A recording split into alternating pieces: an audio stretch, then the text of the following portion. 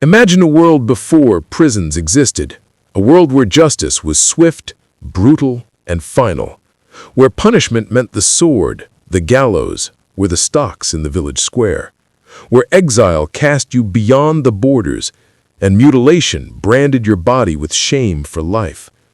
For most of human history, there were no cells waiting for the condemned, no walls of stone to hold the guilty. To punish was to inflict pain, to humiliate, or to kill. And yet, at some point, humanity invented the prison. The idea of locking a person away not just for days, but for years, even for life. But who first conceived of this, and why? The roots of imprisonment stretch far back into the ancient world. The Egyptians, the Greeks, the Romans, all had places where captives and criminals were confined. But these were not prisons as we think of them today. They were holding pens, temporary cages to keep someone until their true punishment arrived: execution, enslavement, or exile. A prison was not the punishment itself, it was only the waiting room for something far worse. The Romans had their notorious Tullium, a dark underground dungeon where enemies of the state were chained in filth until their fate was sealed. In medieval Europe, castles and monasteries had cells where traitors or heretics were locked until judgment. Yet the true invention of prisons, the use of confinement as the punishment, was still centuries away. For much of history, society saw no reason to keep criminals alive and fed behind walls. Death was cheaper, exile simpler, public torture more effective as a warning. But as centuries passed, something began to shift. The rise of Christianity emphasized repentance, the idea that a sinner might be reformed through isolation and reflection. Cloisters and monasteries had long used confinement as a spiritual discipline, solitude to confront one's soul. Slowly, this religious idea crept into the secular world. Perhaps a criminal could be corrected, not just destroyed. By the late Middle Ages, we begin to see the birth of real prisons. In Italy, Florence built facilities where criminals served time rather than waiting to die. In England, debtors' prisons swelled with men and women guilty not of violence, but of failing to pay what they owed. These were not places of mercy, but of suffering, crowded, filthy, disease-ridden. Yet their very existence revealed a new way of thinking, that society could punish by taking freedom instead of life. The 16th and 17th centuries brought another layer of invention. Across Europe, houses of correction rose, brutal institutions designed to discipline the idle and the poor.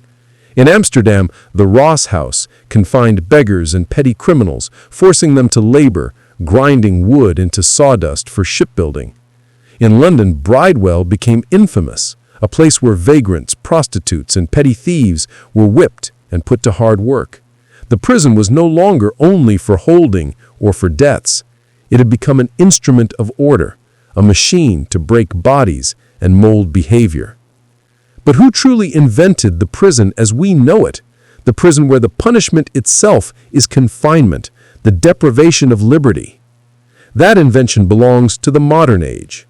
In the 18th century, reformers began to argue that brutality did not cure crime, it only bred more cruelty. Enlightenment thinkers looked at the chaos of public executions and asked, was there a better way? Philosophers like Cesare Beccaria and reformers like John Howard and Jeremy Bentham envisioned punishment that was rational, controlled, and hidden from the mob's frenzy. It was Jeremy Bentham who designed the infamous panopticon, a circular prison where a single guard could observe every prisoner, while the prisoners themselves never knew if they were being watched. The architecture itself was meant to control the mind, to create obedience through constant surveillance. Though Bentham's design was rarely built, its philosophy shaped the modern penitentiary. Prison was not just about punishment, it was about control, discipline, reform, or at least the illusion of it. By the 19th century, prisons had become the dominant form of punishment in Europe and America. In Pennsylvania, the separate system was born. prisoners kept in total isolation, alone in their cells with only a Bible, forced to confront their sins in silence. In Auburn, New York, the silent system demanded prisoners work together in absolute silence, stripped of identity, dressed in uniforms, moving like machines. The prison was now a laboratory of discipline, an institution designed not merely to punish, but to reshape the soul, or so they claimed. And why? Why did humanity move from the gallows to the cell, from execution to imprisonment? Part of the answer lies in shifting values. Public torture once terrified crowds into obedience. By the Enlightenment, it horrified them. Governments needed a punishment that was less chaotic, more civilized in appearance. Imprisonment was clean, hidden, controlled. Another part lies in economics. Killing a thief ends his story, but locking him away allows him to labor, to produce. A living prisoner was a resource, a tool of the state. But beneath the ideals of reform and repentance, a darker truth persisted. Prisons became warehouses for the unwanted, the poor, the rebellious, the politically dangerous.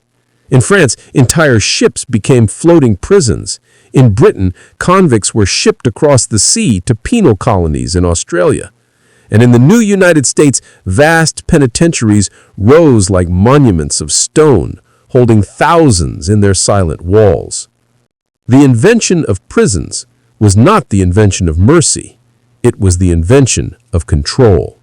It turned punishment from spectacle to system, from fire and blood in the square to stone and silence behind walls.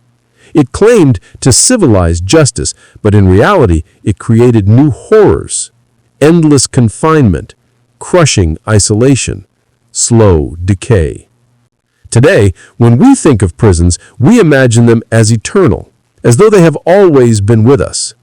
Yet in the sweep of human history, they are new, an invention only a few centuries old. They were created not out of kindness, but out of a desire to discipline, to control, to make punishment invisible, yet ever present. So, who invented prisons? Not one man, not one nation, but a changing world that sought to punish differently, to shift cruelty from the public square to hidden walls. And why? Because society needed order, governments needed control, and fear needed a new face. The prison was born not as a place of freedom lost, but a new kind of cage, one built as much for the mind as for the body. And as the fires of execution gave way to the cold stone of confinement, a new era of punishment began. Not the swift terror of death, but the slow, suffocating punishment of time itself. For in the end, the greatest invention of the prison was not the wall, not the bars, not the lock. It was the theft of life, measured out in years behind iron doors.